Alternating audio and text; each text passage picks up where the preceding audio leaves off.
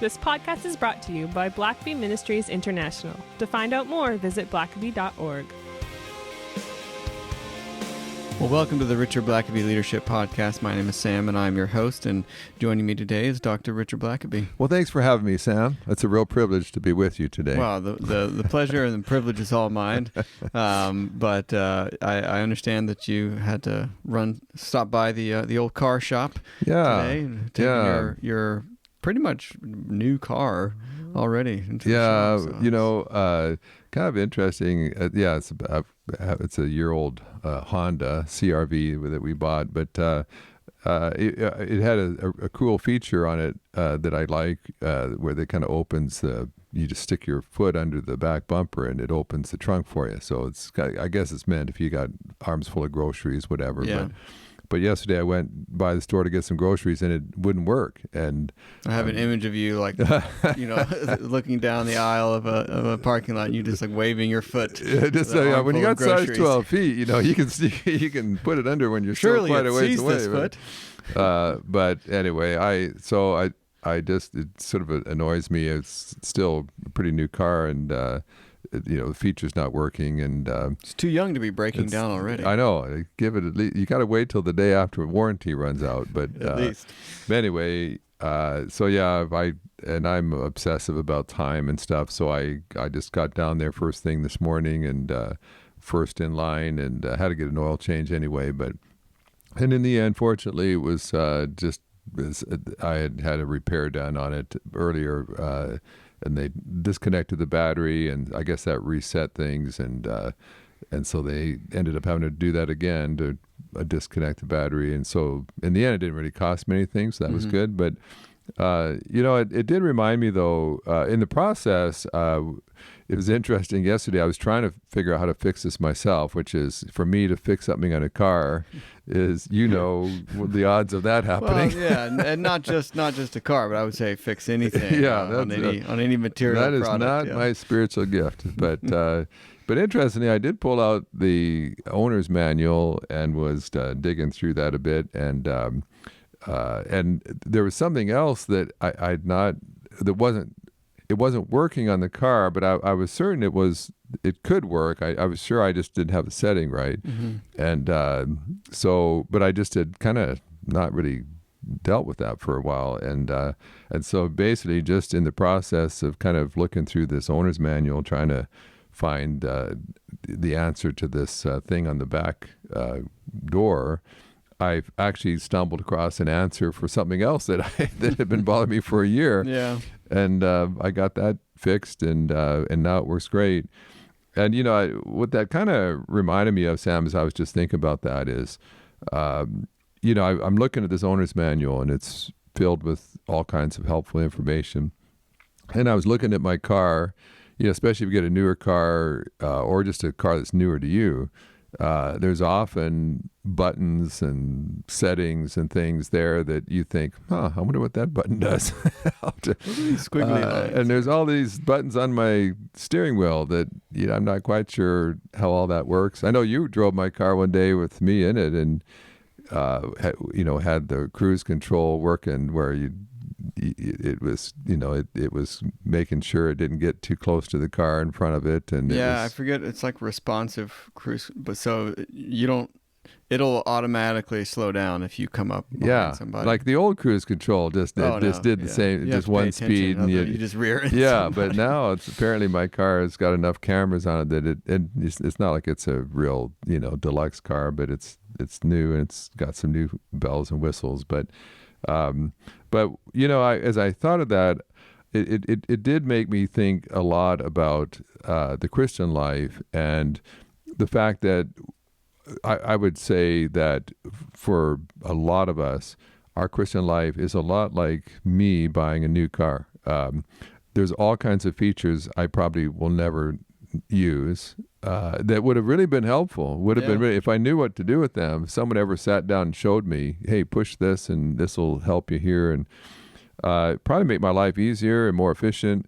But and then you think about the Christian life, and you think, the moment that you become a Christian, the Holy Spirit himself, which is a third of the Trinity, basically, when you have the Holy Spirit within you, you have God dwelling within you. And if God is within you, then everything God has access to is now accessible to your life. And so every resource of heaven is now at God's disposal for your life. Mm-hmm. And all the power, the same power that God used to raise dead people to create a universe, that power is available to your life. And which that fact alone is just mind-boggling. Yeah. Like I don't think that we think about that very often. No. And you, who I know are quite intrigued with space and the stars and those kinds of things, to try to imagine the power involved in the magnitude of just creating one star, let alone trillions of galaxies of stars. And that power is available to us. And so then you ask yourself, so what percentage of the power available to me am I actually using in my life? And here I still am struggling just to overcome my addiction to, cookies or donuts. And here's a guy, and within me is the power to create universes. And so, let alone Christians who are living their lives in regular defeat and failure and setback. And then you realize, wow, if I'm sure, I hope that it doesn't happen this way, but can you imagine if you finally got to heaven and for years you kind of stumbled along through life, experiencing defeat and frustration and knowing that there should be a lot more in your life, but never experiencing it. And then you get to heaven and it's almost like, what if God kind of took you aside and said, well, I put this feature in your life here. I mean, you had this new improved, software that I had available, and you could have had. You kept being defeated by this, but I had everything in place here. All you had to do was just access this, and you could have been victorious the whole time. Yeah. And yet you spent your whole life in defeat. You just sort of think, man, I wish I'd read the manual a little closer. I don't know what it says about me, but this makes me think of Excel spreadsheets. And there's for those who use Excel. Yeah, I never think of those. Not Microsoft Word, but Microsoft Excel. It's the other application. Oh yeah, it's the green one. It's the green one. Yeah, exactly. Yeah. But that is one of the most powerful programs. The functionality of that you can automate so many things within Excel. It would be like kind of going in there and manually putting in the numbers. Yeah, which is what I do. Yeah. Rather than just like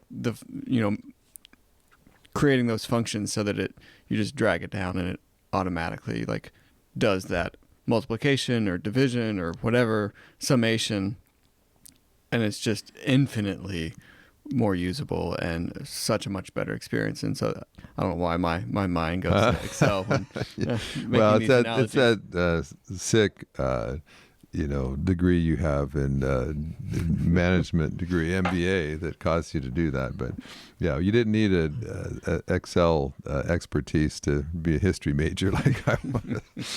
Well, that was before they had invented Excel, Richard. So that was. You can be forgiven for that. And there's several things I would just say about that. My wife is probably one of the only people less astute when it comes to things mechanical and fixing things than I am. And she's got all kinds of stuff on her phone or her laptop that just doesn't work, and she just jerry rigs it or just doesn't use it, or there's whole features. I'll say, well, Lisa, why didn't you do that? She said, well, that's never worked on. Well, what do you mean it's never worked? Like, why didn't you tell me that? That like all you got to do is click here and then it works. And those kind of people that, well, that door hasn't worked, that window hasn't opened for years. Oh yeah, I am that kind of people. Like that is totally. Yeah, it's like what's that noise? I don't know. It's been making that noise for like 2 years. It's like what's that smoke coming out? I don't know. It's been doing that for a while. It's just it's a feature. It's a part of the. Yeah, just this car has always just had a lot of has had a burning smell for some time now. Yeah, there's people like that they just sometimes it's almost ridiculous, and they're like, and Lisa is just that way. She just cannot be bothered with that a lot of that stuff, or she may mention it kind of offhandedly months after something's been happening. It's like, Lisa, like you don't let that kind of thing go. Like, that you got to get on that. There's going to be a lot worse damage. So, but I think that sometimes the same thing. I mean, we might not be that careless with our car, or our laptop, or our iPhone, whatever it might be, but in our spiritual life, a lot of times there's all kinds of signs that things are not as good as the owner's manual says it should be, but we're letting it go. And so, maybe our devotional life is boring. Maybe we can't seem to discipline ourselves to get into any kind of rhythm of spending time with God. And we know in our hearts that spending time with God ought to be more invigorating, refreshing than it is. But to us, it's a burden. I was impressed the other day just thinking about Jesus. Like when it comes to our prayer life, for a lot of people, we see praying as something that takes a lot of energy, a lot of work. I've got to really just get myself geared up so I can spend time praying. But with Jesus, it seems like the way he did it, it was just the opposite. It was like when he was completely depleted, like for a lot of us, we'd say, I'm too tired to pray right now. If I close my eyes right now, or I try to pray and be quiet, I'll just probably fall asleep. But with Jesus, it was kind of like when he was utterly exhausted, that's when he would pray. And, for him to pray through the night, like I think a lot about that time where Jesus fed the 5,000. He taught all day long. Then he feeds the 5,000. I think the story's in Mark 6.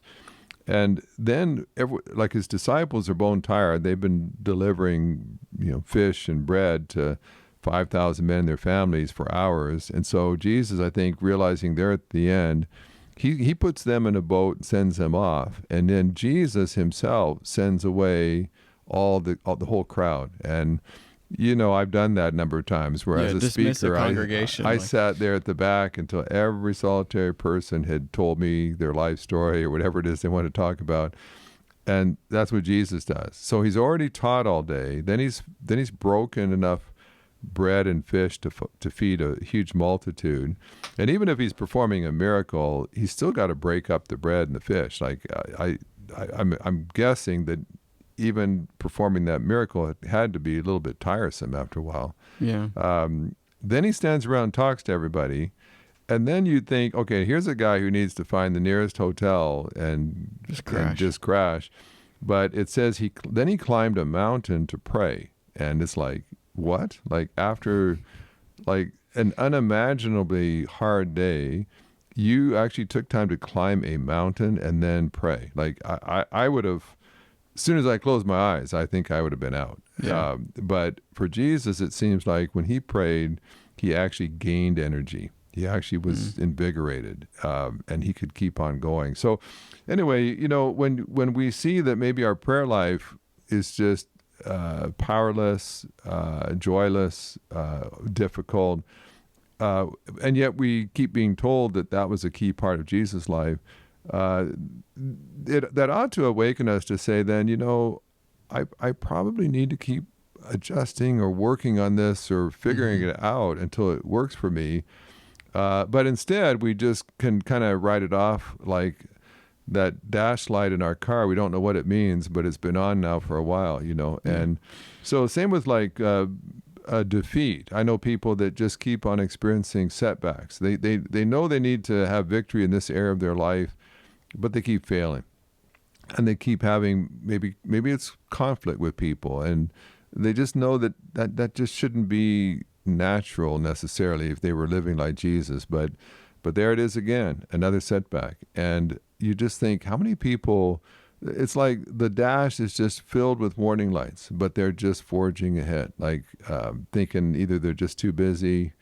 And it's one thing, like if you're going to work every day and your whole dash is filled with warning lights, check engine light, whatever else, it seems kind of foolhardy to think, well, I don't care how busy you are. If your engine blows, your transmission goes, whatever, your brakes fail you, it could be a lot worse. Yeah. But in the Christian life, it's like all of our dash lights are on, and we keep telling ourselves, well, maybe next year, I'll maybe have more time to address that.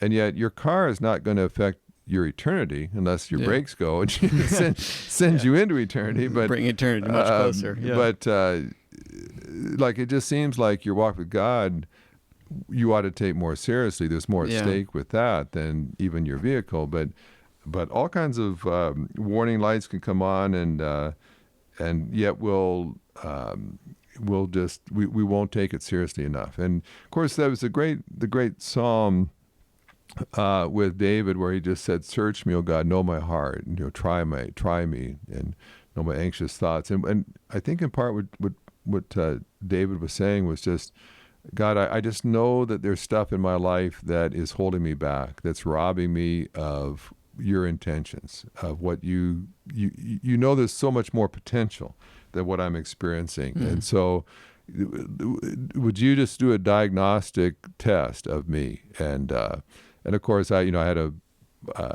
kind of a routine oil change and checkup at every 5,000 miles or so.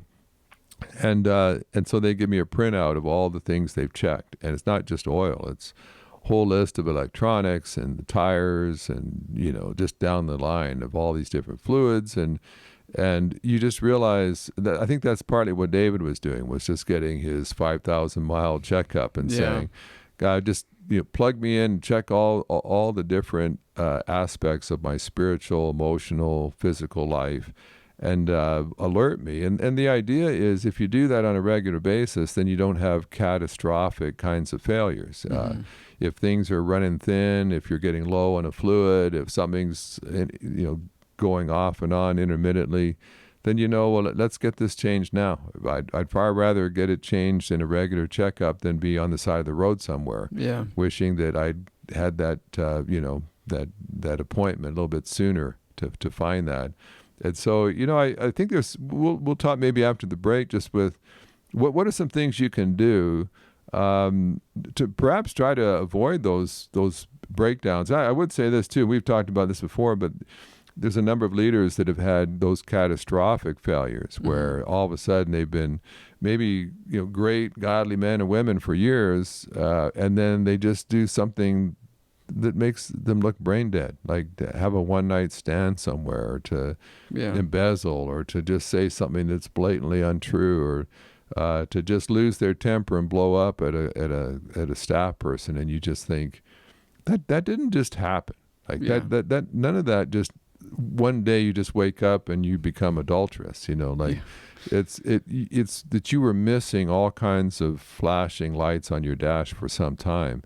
And you became less and less prepared for the temptation that inevitably comes, or the pressure was going to come. And if you'd been prepared, if you'd addressed some of those issues earlier on, you could have handled that. But you weren't prepared, and so you kept thinking, "Hey, I'm managing. I'm getting by. I've had that warning light on for months, and it hasn't. Nothing's happened yet. So I think I'm good for a while longer." And then you wait just a little bit too long to address some of those issues, and then failure comes. Well, let's take a break here, and we'll wrap up when we come back. Christ loves the church with an infinite, eternal love that is beyond our comprehension. Unfortunately, the church often doesn't function in a way that Christ intended. Many Christians fail to understand that God's ways are not their ways, and when we attempt to do God's work the world's way, the results are dissatisfying and even damaging. When a church seeks a new pastor, they stand at a crossroads. How that decision is handled will determine the church's future. Your Next Pastor is a guide that was written to help you seek your next pastor in ways that both protect the health of the church and give great hope and blessings for the future. Pick up your copy today at blackabystore.org. Links will be in the show notes. Richard, I love the analogy to the sort of the mechanical world that you've been making here with your car, and it's just it's such a clear picture of our own life and our spiritual life, and that if we don't address these things, eventually maybe you get by today, maybe tomorrow, maybe for a week, but eventually there's going to come a massive breakdown. Yeah. I just hope that your spiritual life does not resemble those 20-year-old vehicles that you drive. Yes. Yeah. I have historically old vehicles. But that's top quality baling wire that you use to hold things together. Listen, and duct tape. That is the deluxe Gorilla duct tape that I use to hold my vehicles together. So I don't skimp on the duct tape. On the duct tape. Well, hopefully not everyone's cars are as we can only hope. Yeah. as well running as mine. But especially since my daughter and granddaughters are in those vehicles. Exactly. So, with that being said, I felt it had to be said. It did, and I appreciate you saying it. What are some ways that we don't want to wake up and have that catastrophe happen? Yeah. So, what are some things that we can do, be proactive at, in mitigating some of that? Well, one thing is just regularly read the owner's manual, and I alluded to this when I bought my car. It has a feature where you can unlock the car. You hold the handle, and the door unlocks, or you hit the unlock button, it unlocks. But what it was always doing was it was unlocking the front doors, the driver door, the passenger door, but not the back door. So a lot of times I'd want to put something in the back seat, and the front door would unlock, and I'd go to grab the handle to the back door, and it was still locked, and I'd have to then I'd have to unlock that. And I knew that there had to be a way to change that setting so that when you unlocked one car door, they just all unlocked. But I just hadn't taken the time. And so I've had that car for a year, and it's frustrated me dozens and dozens of times. And I finally sat there. Little things. I finally sat there with the owner's manual the other day and looked, and sure enough, there's just a little setting. You just, pull up on the screen, and there's a question, basically, do you want all the doors to unlock? And I just had to hit yes, and voila, the end of that problem. And so whenever that happens, I always think to myself, I just need to sit down with this owner's manual and just read through it and just kind of glance at stuff that maybe What else are you missing? Yeah, and I mean, I realized that. And there's another button it was talking about, and I thought, I didn't even know I had that feature. That's good to know. And of course, that's what the Bible is. The Bible is the owner's manual of our life, and when you start reading it, and you don't want to just sort of always go to the same part. It's like when I get my owner's manual, I love reading about all the stereo and options I can do, but you never read the cruise control options, and so there's whole features that you never utilize. It just and every time I get in my car, there's all the cruise control buttons, but have I ever taken time to figure out how to use it? And sometimes, you think something like cruise control is like, well, I guess you push that, but I kind of hate to really use this until I understand it, because it could be dangerous. And so I'm just going to wait on that till I know how to use it. The problem is you think of that when you're driving it. Yeah. And so by the time you get home to look it up, you've forgotten it. And so, really what I would treat your Bible in many ways like an owner's manual, and assume that God has built far, far more features into your Christian life than you are currently using. Yeah. And so read through the Bible with that mindset.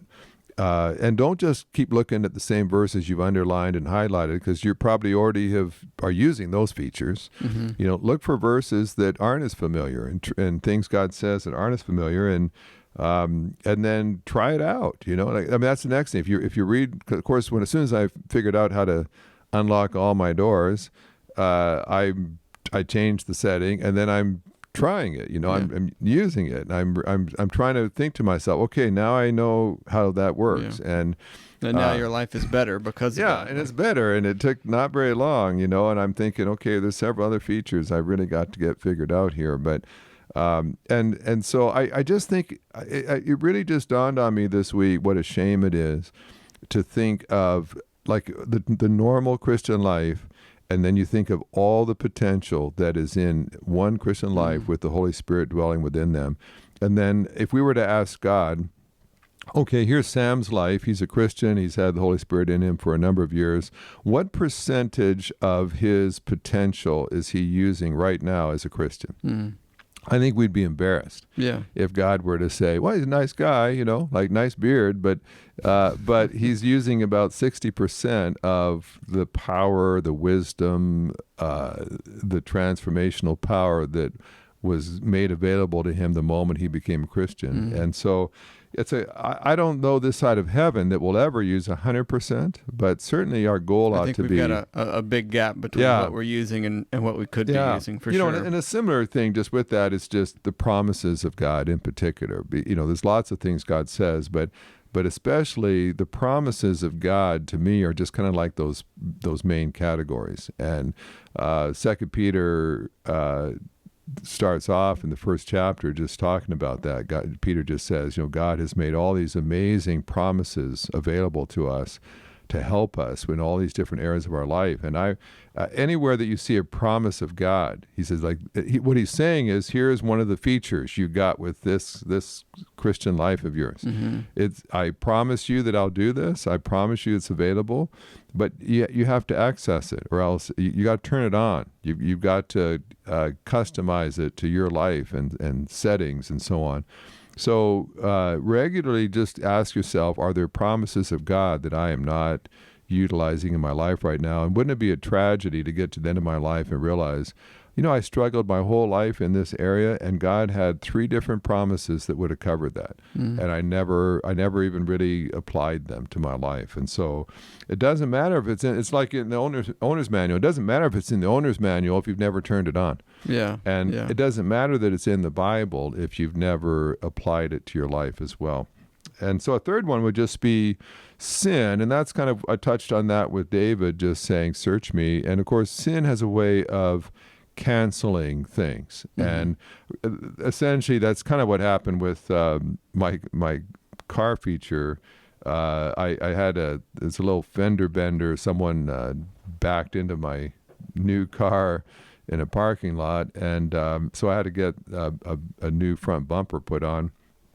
And I guess the collision guy, when he did it, disconnected my battery, which I'm not entirely sure why, but he felt he needed to.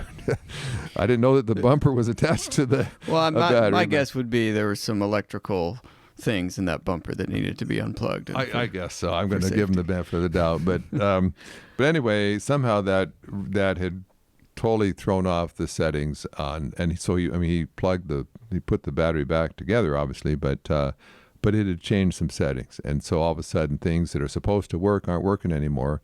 And oftentimes sin can do that. You might normally have been a patient person, a forgiving person. You might have normally had a pretty good control over your temper, but then you get just a little bit of sin in there, and it's amazing how it can throw things off. Yeah, and I think as being a parent of young kids, and especially a 3-year-old, I think. Speaking of sin, I think you can really. At least for me, you can tell like your reaction to when they are being 3. Yeah. That is a great sort of barometer to like, where are you at right now, in your spiritual life? And it's like, oh, okay, yeah, I thought I was doing okay, but the way I responded to her is an indication that I'm not okay. And that's right. I think when you have kids, God sort of is constantly testing all of your spirituality. Yeah, there's lots of poking and prodding. But and so that should be a warning sign to me. If normally I would not normally that wouldn't get to me that way. Normally I would have blown that off. Normally I wouldn't worry so much about that. But today I can't seem to shake it. What's going on? And it may be that sin has canceled out some things in my life that normally would have protected me and strengthened me and so on. And but now that's not working in my life. It's been canceled out, and so I need to find whatever that is in my life that is canceling out the powerful working of God, and address it and fix it quickly. And the last thing I would just say is that it really helps to be around other believers. Life is too complicated. And, new cars are too complicated, especially for me. Like, I remember you drove me to the north side of town in my car several months ago. And just in that one drive, I think you discovered 3 or 4 features in my car that I didn't know about. And so it's like, oh, I didn't know it could do that. And I didn't know, Sam, you've just been driving for like 30 minutes. You've already figured stuff out. I've been driving for months and didn't know. Of course, you're a millennial. And then so for us, it comes naturally. For us boomers, it's like, my daughter-in-law, Sarah, now it's several years ago now, but she one day just asked me about, making bank deposits on my phone. And I'm like, well, I can't do that. She said, well, I'm sure you could, you're with a major bank. And, well, I don't know how. And so she played around for a minute. And next thing you know, I'm like my life was revolutionized when I didn't have to run by the bank every time I had to deposit some $30 check. And, I don't know how long it would have taken me to figure that out on my own as a boomer. Like, I'd probably gone to my grave never knowing I could make deposits with my cell phone, but now I do it all the time. And I think that in some ways, so when it comes to technology, it's like you poor boomer son and daughter-in-laws, every time you come around, it's like, Sam, could you show me how this? I'm sure that this laptop should be able to do this. I just don't know how. And I think in the Christian life, it's a similar thing. When you try to just go through your Christian life by yourself, you'll figure some things out. You might have a more aptitude than others, but you're just not going to get it all figured out. And when you get around other Christians, you learn so much from them, and you're all kind of discovering different things. And I remember for years I used to meet with 3 other guys, and they all had insights that I didn't have, and they all had strengths, and they would share how they were journaling and how some helpful things that they were doing that I'd think, wow, I should try that. And someone else might be really disciplined in scripture memory, and so it's like, I've always been kind of weak at that, but you know what? Next time we meet, he's going to ask me if I've memorized that verse, so I'm going to really work at that. And so, I think life is complicated enough that if you're on a journey with others, and then you're sharing what you're learning. And hey, I was reading in the owner's manual this week, and I found where God says this, and I just never seen that before, and it's just so blessed my life this week. I want to share it with you, and it just makes it. I think the possibilities of you accessing a lot more of the Christian life are just magnified greatly. Yeah. If you journey with others, and you all have an owner's manual, you're all looking at different sections and reading it and finding stuff and sharing. And so I think just that alone is worth the fellowship that you just need to have with other believers. Yeah. And certainly when there starts to be warning signs coming, and there's times where, when I would have regular meetings with other friends that, sometimes they would say, well, Richard, that doesn't really sound like you, right? You don't, normally that wouldn't have been getting to you. I wonder what's going on. And, well, what about this or what about that? And, and they begin to notice things that perhaps I've just gotten so used to that I don't realize, I haven't noticed. Wait a minute, that is a problem. And so certainly that's another one. And so, today our listeners are kind of afflicted with the fact that I've just come from a car repair place. But it did remind me again, when something, basically yesterday, I discovered that a feature in my car was no longer working that used to. And that bothered me enough that at 7 o'clock this morning, I was on my way to the car dealership so I could be first in line to get that feature working again. It bothered me that I've got this car that has this feature and that feature's not working. And by gum, I paid enough money for this car. I want every feature to work. And yet I look at my Christian life and I see that I'm supposed to have this power and I'm supposed to have this joy and this peace and this patience, and it's not there. And I can kind of, resign myself to go for months, years maybe.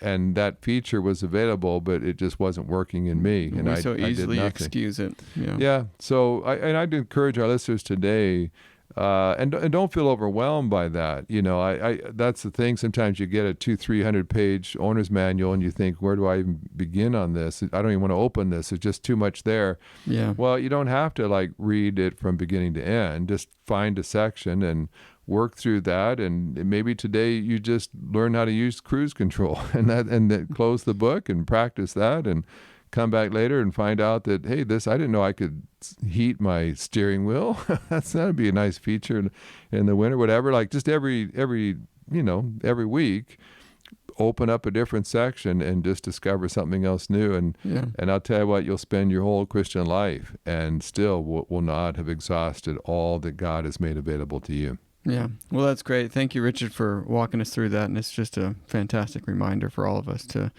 take those warnings to heart and get on it promptly. And we have all the power of heaven dwelling within us to do what God has asked us to do. Now I'm excited about going and driving somewhere. All right. Until next time. Thanks for listening to the podcast. If this is something you enjoyed, it really makes a difference if you leave a review and a 5-star rating on Apple Podcasts or wherever you listen. Don't forget to subscribe and share with your friends. We always love hearing from our listeners, so email us at podcast@blackaby.org.